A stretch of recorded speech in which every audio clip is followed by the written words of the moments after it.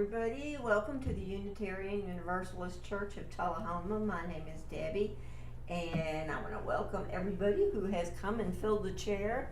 I'd like to welcome everyone who has come and joined us on Zoom, and those of you who I can't see who are on YouTube. Let's see. Come into the circle of love and justice. Come into the community of mercy, holiness, and health. Come, and you shall know peace. And John, would you like the chalice? Sure.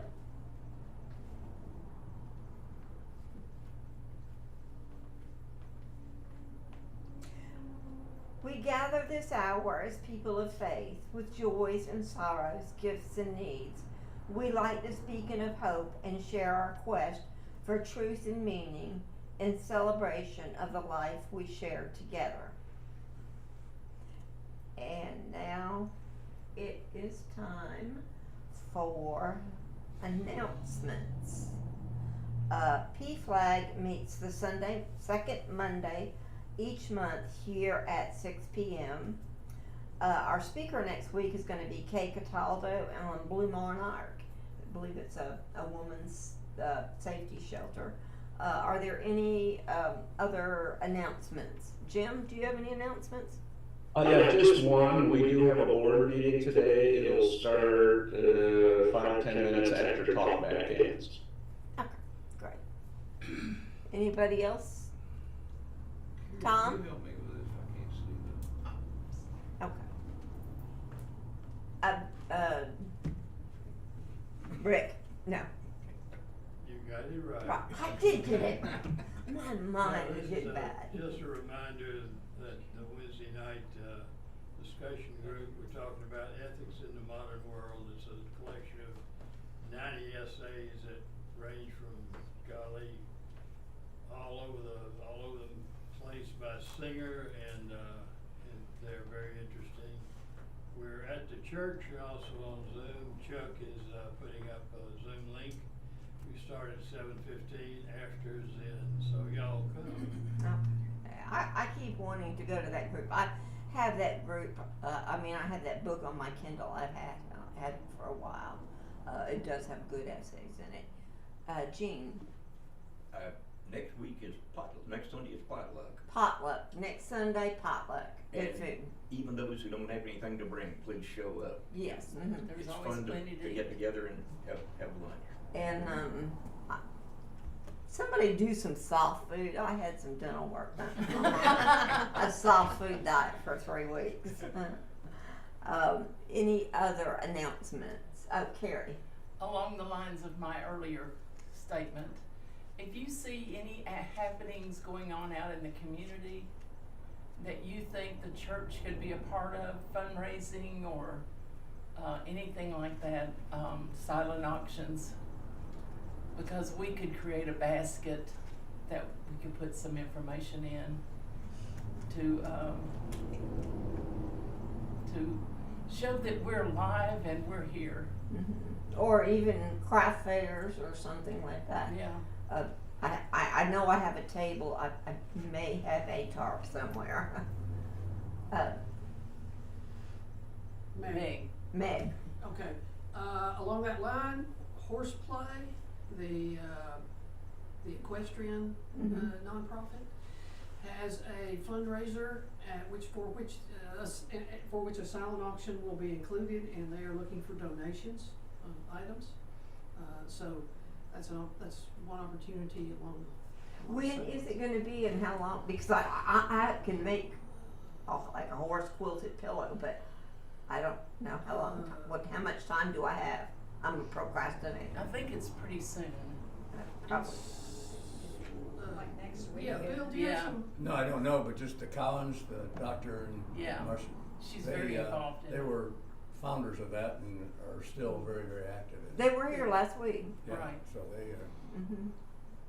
Yeah, they were here last week. It was nice to meet them. I think it is next weekend. Oh, okay. I can't move that fast anymore. Larry?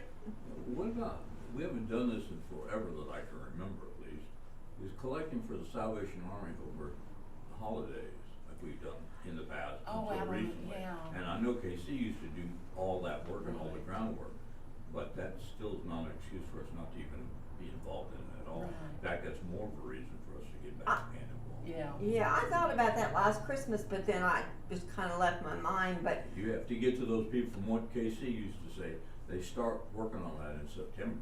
oh, okay, So, If we okay. wanna do it, board might think about that. Okay, yeah, if somebody maybe on the board can find out who we can contact and get, I know I'd be willing to, as long as it's not standing for longer than like 4 hours, 4 or 5 hours, I can Stand do about it. an hour, is it? Yeah, it's. Oh, okay, oh, Okay. yeah, I can do that. KC would arrange for us to have a whole day, Mhm. and just different people would come, and work it for an hour. Oh, okay, yeah, okay. I don't know that we could fill in a whole day now, but we can do something. I could do for 2 hours. Okay. Any other announcements? Okay, our reading for the day is On Children by Kahil Gibran. And a woman who held a babe against her bosom said, Speak to us of children. And he said, Your children are not your children. They are the sons and daughters of life's longing for itself. They come through you, but not from you. And though they are with you, yet they belong not to you. You may give them your love, but not your thoughts, for they have their own thoughts. You may house their bodies, but not their souls, for their souls dwell in the house of tomorrow, which you cannot visit, not even in your dreams. You strive to be like them, but seek not to make them like you. For life goes not backwards, nor tarries with yesterday. You are the bows from which your children as living arrows are sent forth. The archer sees his mark upon the path of the infinite, and he bends you with his might, that his arrow may go swift and far. Let your bending in the archer's hand be for gladness, for even as he loves the arrow that flies, he so loves the bow that is stable. That's beautiful. And I'd like to welcome Robin Dunn. Thank you. It's hard to follow. Should've got on the hint. Wow, Debbie, that gave me goosebumps. I love that. Thank you very much. I am speaking of children today, but I'm afraid it won't be as eloquently as that. Oh, thank you, Carrie. Okay, thank you. Today, I want to talk a little bit about a program that I've been working with. This Monday, I attended the Elk River Beekeeping Association group, and it's a really neat group of people that just come together once a month and just talk about what the weather's doing and what the bees are doing and what's blooming, different things. But there's a potluck that's involved in too, lots of camaraderie. So during announcements, a member stood up and shared that he and his wife would be moving away soon, just the next couple of weeks. So he's older, maybe in his 60s or 70s, and it's hard for me to tell anymore how old people are, but he was visibly tired and sad. He told us that he had beekeeping equipment for sale and furniture, that they were taking 2 suitcases with them and they were having to go. He was telling us that he looked forward to these meetings, the Beekeeper Association meetings, as his favorite day of the month, and he choked up a bit whenever he said it. And you know, it wasn't the financial report that he missed. I know it's not the weather reports about heat waves or cold snaps. He's going to miss that sense of belonging that was so central to that group. On his hierarchy of needs, Maslow ranks the sense of belonging as the one that is even more important than self-esteem or respect. It's central to who we are and what our communities are like. We live in a time when we can meet virtually, when we can text a friend just to say, hey, I'm thinking about you. And instantly, over miles and miles, we're connected. And there's something very, very special about that. But I think it makes us appreciate even more how we can meet face to face when we are able. And there is an organization that's been giving children a sense of belonging since 1860. So that year, in Hartford, Connecticut, 4 women, Mary Godwin, Alice Godwin, Elizabeth Hammersley, and Louisa Bushnell, looked around their community of 26,000 people and said, hey, we need a positive alternative for some of these boys who are just roaming the streets. And we need a place that's going to keep them out of trouble. And they were looking for some place that would help them to develop their own interests and their sense of character, and build their personal expectations and goals. And so at that time, it was called the Goodwill Club. And then in 1906, several boys' clubs decided to affiliate, and the Federated Boys Club of Boston was formed with 53 members. And in 1990, the Boys Club of America became the Boys and Girls Club of America, in recognition of the fact that girls were just as much a part of the cause as boys. And today there are 5,000 clubs serving in all 50 states and 16 countries. They see 3.6 million children. The Boys and Girls Clubs offer a safe place to be after school, and every day they're offering social, emotional development, physical fitness, and academic support. They take field trips, connect members with work opportunities, and help club members to volunteer within their communities and offer scholarships. It's way more than just babysitting. And the statistics show how much of an impact the clubs are making. Club members are twice as likely to enjoy learning new things. I just love that. Uh-huh. I love that. Twice as likely to enjoy learning new things than non-members. Club members are 77% more likely to stand up for something they believe in, even when their friends don't. Y'all, okay, I'm getting goosebumps, sorry. Okay, and 40% of 15-year-old members say that they have volunteered either at their school or in their community or in their neighborhood that month. Y'all, that's freshmen in high school, okay? 40% of them. That is significant. That's compared to 26% of non-members, 15-year-olds. Club members don't just volunteer when they are children. Alumni, on average, are twice as likely as non-members to volunteer on boards in their community, to volunteer in service opportunities, just to give back to their community. It's baked into the program. 95% of club members say they feel that adults care about them. This is huge, especially when you consider 1 in 7 children in America are being abused. 95% of them feel that adults care about them. Having a sense of belonging is so important in a time when service organizations, churches, political groups, social clubs, unions, we've all lost members. The largest service organization in the world is the Lions Club. And any guesses how many members there are worldwide? Do you have a guess? Lions Club's the biggest one. Nobody? 500,000. 500,000? That's pretty good. Anybody else? 1.5. Oh, Costa. Wow, on the nose. 1.4 million. 1.4 million members are Lions Club's members throughout the world. Now, how many TikTok accounts do you think there are?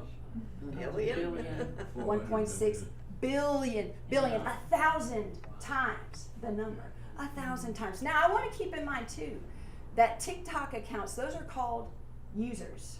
That's what they call them. That's what it's a TikTok user. It's baked into the idea that we are consuming the content that's coming to us. What a difference. A Lion Club member is a member. They're a part of something. They're serving. A Boys and Girls Club member is a member. We're a part of something bigger than ourselves. We're combating something very large in our world. The idea of consumerism versus to give. Now, reconnecting with our youth and one another is going to be a challenge. Any guesses? How many children feel safe at school? What percentage? 40. Okay. And you? 70. 70. Feel safe at school? Feel safe. Percentage of American children who feel safe at school. 0.01. 0.01. Higher or lower? Anywhere? 59%. Just a little over half. Now you think about how many kids you know, to think about half of them that you see don't feel safe at school.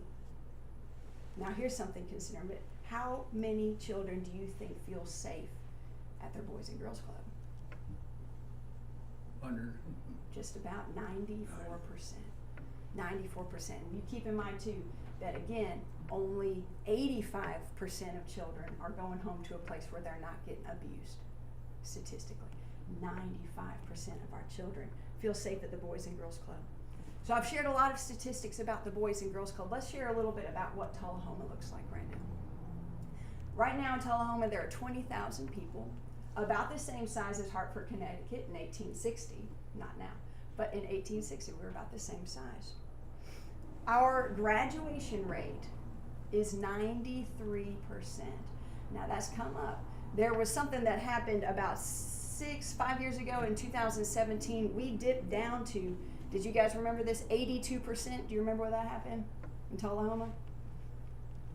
I don't know that it made the newspaper, but 82% of our children graduated from high school in the year 2017.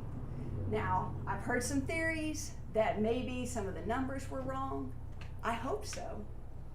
But to me, 93%, that's still lower than national average. Do you know how many adults in Tullahoma, according to our census data, how many adults in Tullahoma have a high school education or better? 70. 75. Oh, well, it's better than that. It's 89% though. Still below national average. The women of Tullahoma earn, on average, about half of what a man earns in Tullahoma. About half. And I've got a theory as to why that is. How many women can get a job where they can go pick up their kid at 1 p.m. on Wednesday? How many women have a job where they can pick up their kids at 3? Because nobody's dropping them off. Where's the bus? Where's the bus? Where's the bus? Well, listen, Boys and Girls Club operates in a time where parents, it's for working class families. That is what it's for. If we want to build the economy of Tullahoma, we start with our children. We invest in our children. That's what we have to do. The Boys and Girls Club provides transportation from the school to the club. That's part of their mission. They have to. So parents can go and pick up that child at a working time, 6 o'clock, whenever it is, knowing that they've already got their homework done because there was someone there to help them. They've already run around a gym and they're tired because they've got somebody to play with. They're safe. Someone's watching them. And that's how we build our community in Tullahoma. There are on average about 100 children in Coffee County who are in foster care any given night. The homeless population of our community is not known. So about the same year that Tullahoma had an 82% graduation rate, I had Pastor Elmore Torbert of Mount Zion Baptist Church came and talked to me and said, we've got to have a Boys and Girls Club. And I said, I have no idea how to do that. Anyway, but he was determined that this could make a positive difference in our community. And given its track record and 160-year history, I believe he's right. We've got a long way to go, but we're on our way. We've got a team of more than a dozen members. They're teachers, law experts, realtors, religious leaders, entrepreneurs, and other community pillars who have created a sense of belonging among ourselves so that we can build a sense of belonging with the children of Tullahoma. We're working hand in hand with the Rutherford County Boys and Girls Clubs to bring our vision into reality. So we've looked at several possible locations, and we're narrowing our focus on what we believe is a great future home for us, and we can't make public what it is now, but we're currently looking at a church home, a church building in Tullahoma. We've had our first fundraiser, and we've made $4,000. Our goal is $100,000 before we can open our doors. So we've got a long ways to go, but we're getting there. But we're just getting started. So today I'd like to invite you to be a part of this sense of belonging if you feel so inclined, and to make a financial contribution to our cause, and further to share the good word with others about the Boys and Girls Club of America and the future Boys and Girls Club of Tullahoma, that we are committed to providing a safe and positive environment for all children of every race, every ethnicity, every gender expression, sexual orientation, ability, socioeconomic status, and religion, so that all young people, especially those who need us most, are enabled to reach their full potential as productive, caring, and responsible citizens. Thank you very much. That's all I have. Appreciate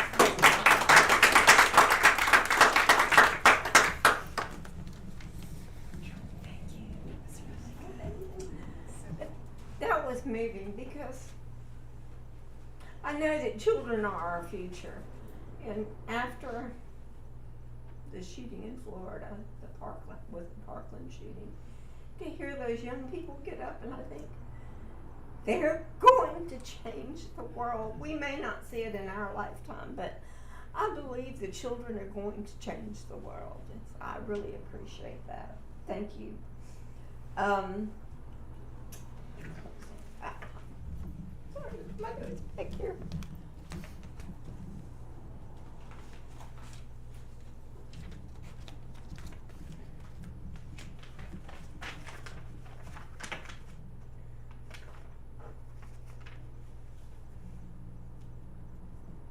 Deep peace of the running wave to you, deep peace of the flowering air to you, deep peace of the quiet earth to you, deep peace of the shining stars to you, deep peace of the infinite peace to you. And we will stand and sing, if you are able, hymn 414. And let's see. As we leave this friendly place, love give light to every face. May the kindness which we learn light our hearts till we return. And so we'll break until about 5 till? Yeah, about 5 till.